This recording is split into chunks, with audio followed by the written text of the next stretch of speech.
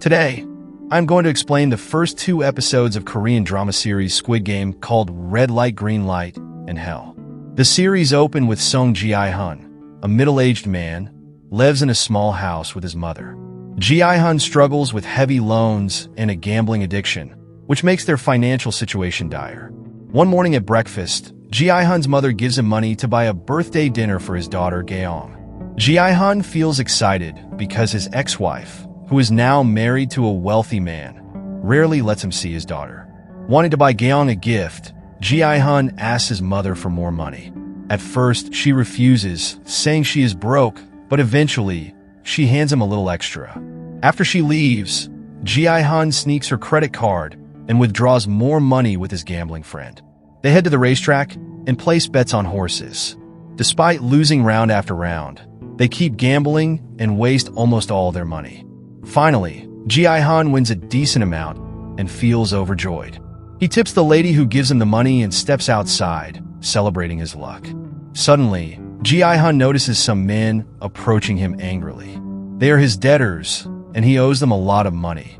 Afraid they'll take his recent winnings, he runs back into the building and accidentally crashes into a girl. The debtors catch him, threaten to kill him if he doesn't repay, and demand the money. Panicking, Ji-hun reaches for his pocket but finds it empty.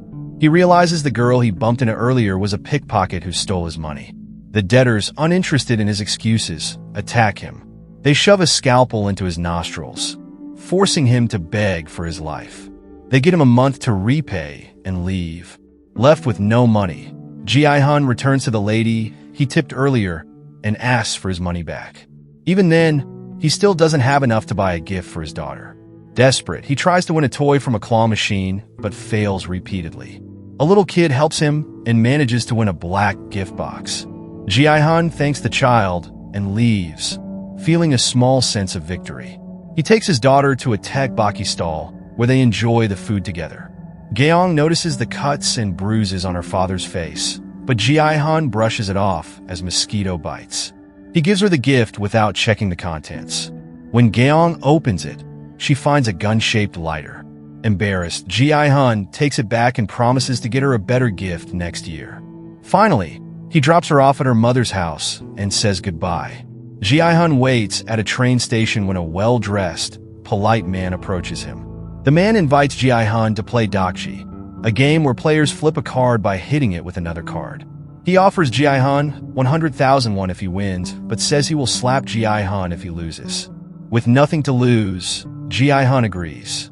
As they play, Ji-hun loses several rounds and gets slapped multiple times, leaving his cheek badly bruised. Determined, he keeps playing and finally wins a round, receiving the promised money. The man then hands him a card and tells him to call the number if he wants to play more games like this.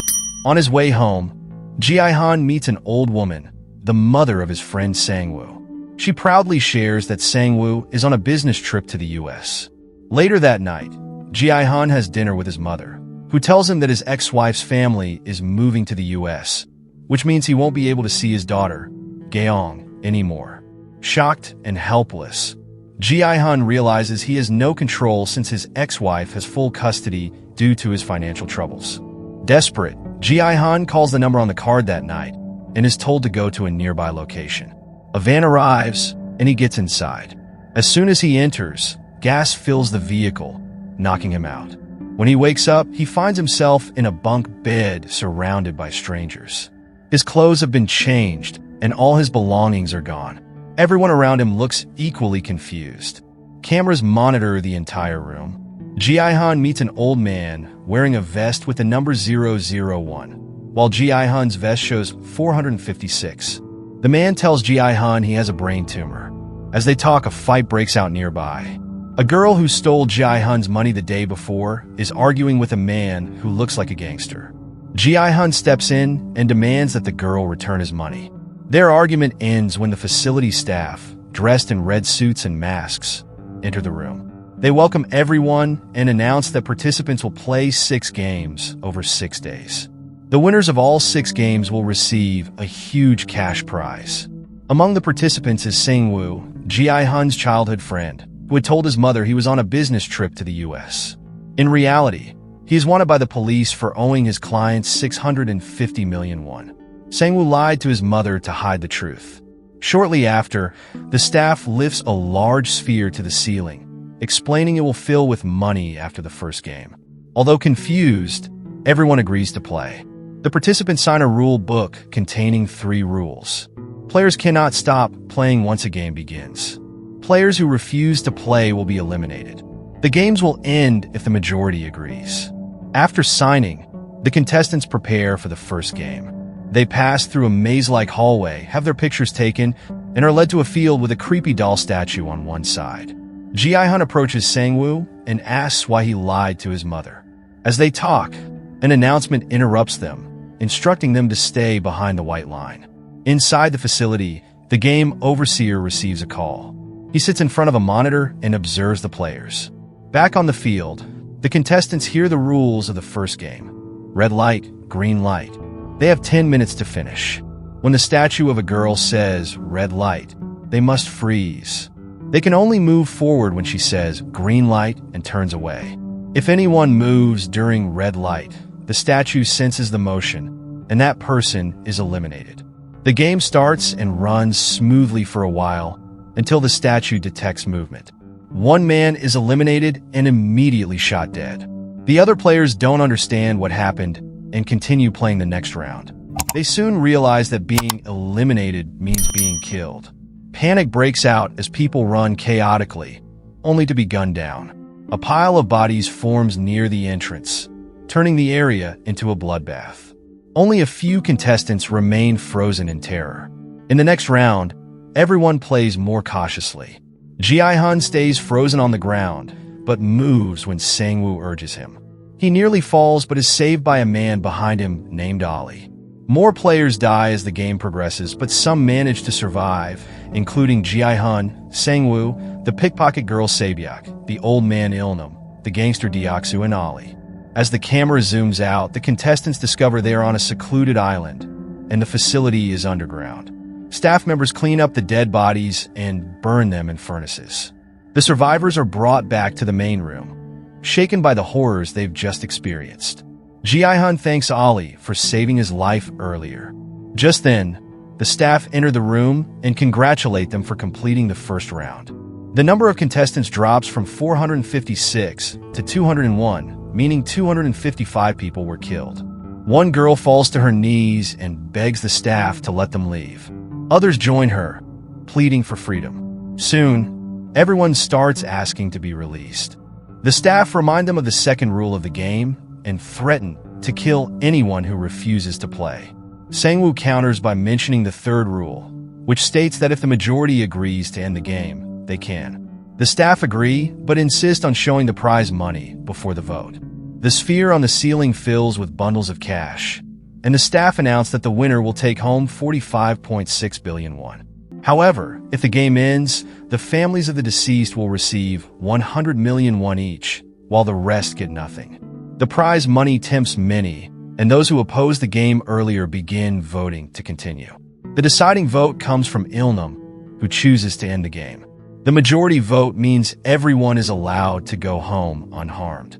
The staff inform them that if most of them want to play again, they will be contacted. In the next scene, Ji-hun and Saebyak are thrown out of a van with their hands tied, followed by Ali and Sang-woo. They each go their separate ways. Sang-woo even gives Ali money for bus fare. Ji-hun heads straight to the police and reports his kidnapping, but they doubt his story, especially since he was released because he voted to end the game. Police officer Juno is at the station and notices the car Ji-hun is holding. Ji-hun returns home and discovers his mother is missing. He learns that she is severely diabetic and has been admitted to the hospital due to extreme pain. Ji-hun rushes to the hospital and sees her feet covered in wounds. The doctors explain that only surgery can save her life, but they can't afford it. Meanwhile, Juno talks to his mother about his missing brother, who hasn't been seen for days. At his brother's apartment, Juno finds the same car Ji-hun showed the police earlier. Curious, Juno decides to follow Ji-hun and ask him about the card. Elsewhere, the pickpocket Saebyak visits her brother at an orphanage. Saebyak, a North Korean escapee, reveals her parents are still stuck in North Korea. She plans to collect more money to reunite with her parents and take her brother out of the orphanage. Ollie goes to his workplace to confront his boss, who hasn't paid him for 6 months. Ollie, originally from Pakistan, struggles to support his wife and young son.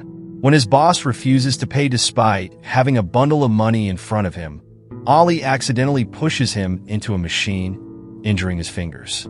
Ollie grabs the money and runs home. He gives the money to his wife and urges her to take their son and return to Pakistan. Hugging her one last time, he promises to join them later. At the same time, Sang-woo calls his mother and lies about being in the U.S. His mother happily tells him not to buy her any gifts and ends the phone call. Right after, police officers approach the old woman and ask about Sang-woo. They inform her he is under investigation for stealing his client's money and ask her to report him if he contacts her. Shocked and embarrassed in front of her customers, she stands speechless. Meanwhile, Sang-woo receives another card from the same facility.